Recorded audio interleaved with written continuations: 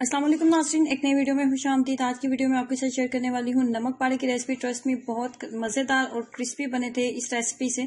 तो अगर आपको नमक पारे खाने में पसंद है तो इस रेसिपी को एक दफ़ा ज़रूर ट्राई कीजिएगा। आपको ये रेसिपी कभी भी डिसअपॉइंट नहीं करेगी। तो कैसे बनाएंगे आइए जानते हैं। इसको बनाने के लिए 500 ग्राम के करीब हम मैदे का इस्तेमाल करेंगे। तकरीबन आधा किलो के करीब मेरे पास मैदा था। 1 टीस्पून मैंने इसके अंदर नमक ऐड किया है और 1 टीस्पून ही मैं इसके अंदर सफ़ेद ज़ीरा ऐड करूँगी। और नमक, सफ़ेद ज़ीरा और जो मैदा है उसको तीनों चीज़ों को अच्छे से मिक्सअप कर देंगे। उसके बाद ली है मैंने खुला बर्तन ले लेंगे और उसके अंदर हमने थोड़ा थोड़ा करके घी ऐड करना है। घी को मैंने थोड़ा सा जो है माइक्रोवेव में थोड़ा सा मैंने इसको गर्म कर लिया था। अगर मैदा 500 ग्राम है, आधा किलो है, तो उसके अंदर जो हम घी की मिकदार रखेंगे वो 100 ग्राम रखेंगे।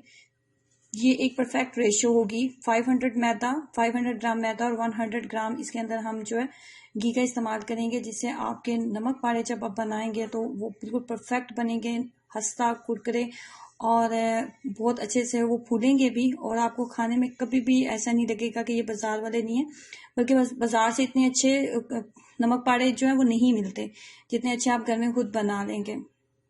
क्योंकि ना तो वो इतना अच्छा ऑयल इस्तेमाल करते हैं, ना ही वो मैदे के अंदर इतना अच्छा घी की रेशियो रखते हैं कि वो इतने अच्छे ज़बरदस्त नहीं होते। हो सकता है आपके एरिया में अच्छे मिलते हो, हमारे एरिया में तो इतने अच्छे नहीं मिलते। तो इसलिए मैं कह रही हूँ कि बाजार के नमक पारे जो हैं वो इतने अच्छे नहीं होते। तो आप देख रहे हो कि मैंने पहले घी का इस्तेमाल किया और जो 100 ग्राम के करीब मेरे पास घी था उससे तमाम आटे के अंदर मैंने मैदे के अंदर ऐड किया। उसके बाद जो है ना, पानी का इस्तेमाल बिल्कुल भी ज़्यादा हमने नहीं करना। और इसके अंदर जो एक आपने बात का ख्याल रखना होता है कि समोसे के लिए जब हम डो बनाते हैं तो वो डो थोड़ी टाइट रखी जाती है, लेकिन ये समोसे से भी थोड़ी ज़्यादा टाइट रखी जाती है।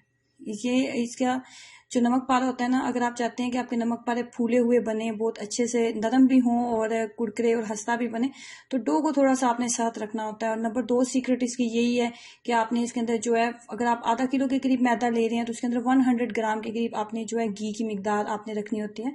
उसके बाद 10 से 15 मिनट के लिए मैंने इसको छोड़ दिया था ताकि आटा अच्छे से सेट हो जाए। उसके बाद उसकी डो को 3 पार्ट्स में हमने डिवाइड कर लिया था और उसके बाद जी हमने बना लिया था हार्ड पेड़े का। मैंने एक इस तरीके से पतली सी रोटी बना ली थी, जितनी पतली हम समोसे वगैरह के लिए बनाते हैं बिल्कुल उतनी ही बनाएंगे। उसके बाद उसके इस तरीके से हम जो है इसके पीसेस काट लेंगे। नमक पारे जिस तरह जिस शेप में होते हैं हमने उसी शेप में इसको बनाएंगे।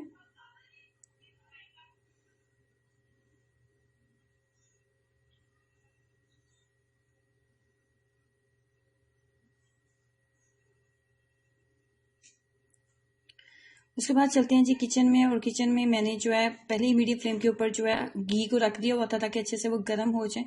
और घी अच्छा खासा गर्म हो चुका था। बहुत ज़्यादा हाई फ्लेम के ऊपर इसको नहीं बनाना, बस मीडियम फ्लेम के ऊपर इसको बनाएंगे। और ये बहुत ज़्यादा टाइम बिल्कुल भी नहीं देते, झटपट ही ये तैयार हो जाते हैं। और इस तरीके से चम्मच की मदद से अच्छे से इसको चला लेंगे ताकि अगर एक दो नमक पारा आपस में अगर चिपक चुका है तो वो अलग हो जाए। और अगर चिपक भी जाएगा, एक दूसरे के साथ चिपक भी जाते हैं, आजकल जैसे कि गर्मी है तो गर्मी में ऐसा हो जाता है। तो अगर ऐसा हो जाए तो जैसे आप कढ़ाई में इसको घी के अंदर ऐड करेंगे ना, तो ये फौरी तौर पे एक दूसरे से अलग हो जाएंगे। जैसे आप नमक पारे घी के अंदर डालें तो चम्मच को फौरन चलाना स्टार्ट कर दें ताकि ये जल्दी से एक दूसरे से अलग हो जाए, जल्दी से एक दूसरे से अलग हो जाएंगे।